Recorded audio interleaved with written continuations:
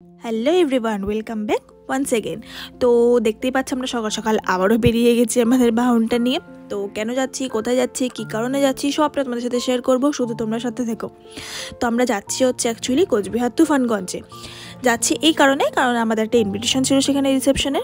তো সেজন্য ভিডিওটা অনেকদিন আগের, তো একটু লেট হয়ে গেলে পোস্ট করতে, আমি লেট লাতিফ তোমরা জানোই। তো যাচ্ছি হচ্ছে অনেকটা বেলা করে, আমাদের অনেক আগে প্ল্যান হয়েছিল আমরা যাবো হচ্ছে ট্রেনে। তো তারপরে সাডেন কিছু কারণের জন্য প্ল্যানটা ক্যান্সেল হয়ে গেছে, সে কারণটা তোমরা জানতে পারবে পরবর্তীতে। তো তারপরে সকাল থেকে অনেকবার ওনার ফোন করেছে, তো আমরা ভাবলাম যে এতবার করে যখন বলছে যাওয়া তো উচিতই। তো আমরা হট করে প্ল্যানিং করে, কোনো প্যাকিং ফ্যাকিং কিছু নাই, কোনো রকমভাবে জাস্ট ব্যাগটা গুছিয়ে আমরা বেরিয়ে পড়েছি দুজন মিলে। সকাল সকাল অ্যাকচুয়ালি বেলা হয়ে গেছিলো, আমাদের পৌঁছাতে অনেকটা লেট হয়ে গেছিলো, মানে অনেকটা পরিমাণে টায়ার্ড হয়ে গেছিলাম।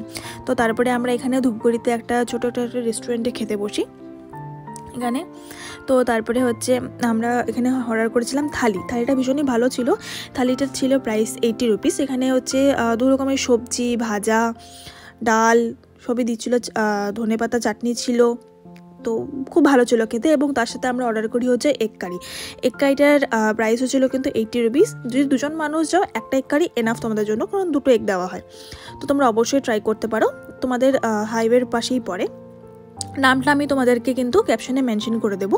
তো তারপরে এখানে মাঝখানে আমরা আবার দাঁড়িয়ে টি ব্রেক নিই। তো আমরা ফাইনালি আমাদের ডেস্টিনেশনে পৌঁছে গেছি, মানে তুফানগঞ্জে পৌঁছে গেছি। তো আমরা এখানে এখন ও হচ্ছে ওর ফ্রেন্ডটাকে ফোন করছিল আমাদেরকে পিক আপ করার জন্য, কারণ আমরা রাস্তাটা চিনি না।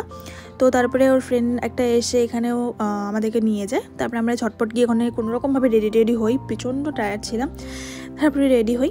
তো তারপরে এখানে আমরা ওয়েট করছিলাম যে যেখানে রিসেপশনটা হচ্ছে সেখানে যাওয়ার জন্য। তো ফাইনালি তারপরে যে বন্ধুটা আমাদেরকে আগে পিক আপ করেছিল, ওই আমাদেরকে এখানে রিসেপশনে ভেন্যুতে নিয়ে আসে।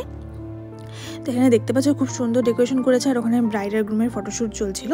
আর আমরা এখানে দাঁড়িয়ে বসে একটুখানি ছোটো ছোটো ভিডিও নিচ্ছিলাম, আর একটু ছোটো ছোটো ফটো তুলছিলাম। তো তারপরে আমরা নিচে গেলাম হালকা ফুলকা স্টার্টারের জন্য। তো দেখলাম যেখানে স্টার্টার বসেছে নিচে, এবং ওখানে গানও চলছিল।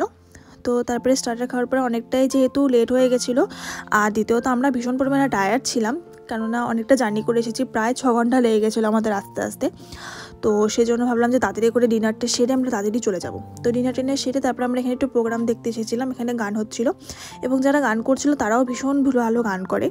তাদের নামটা আমার এখন ঠিক মনে নেই, আমি তোমাদেরকে ক্যাপশনে মেনশন করে দেবো যে কী ছিল ব্যান্ডের নামটা।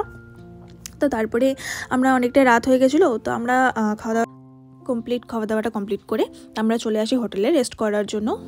আমরা তাড়াতাড়ি করে ঘুমিয়ে পড়ি, কারণ সকাল সকাল বেরোতে হবে বলে, কেননা যেহেতু কালকে অনেকটাই লেট হয়ে গেছিলো। তো আমাদের সকাল সকাল এখানে বেরোতে হবে, কারণ আবার নেক্সট ডেতে আমার মাসির বিয়ে ছিল, যে ভিডিওটা তোমরা আশা করি আগেই পেয়ে গেছো। তো এদিন ছিল 14ই ডিসেম্বর, সেদিন আমার মাসির মেহেন্দি সেরেমনি ছিল। তো আমরা অনেকটাই ভোরবেলা বেরিয়ে যাই, মোটামুটি 7টার নাগাদই বেরিয়ে যাই। শীতের দিনে 7টা মানে ভোরই হচ্ছে।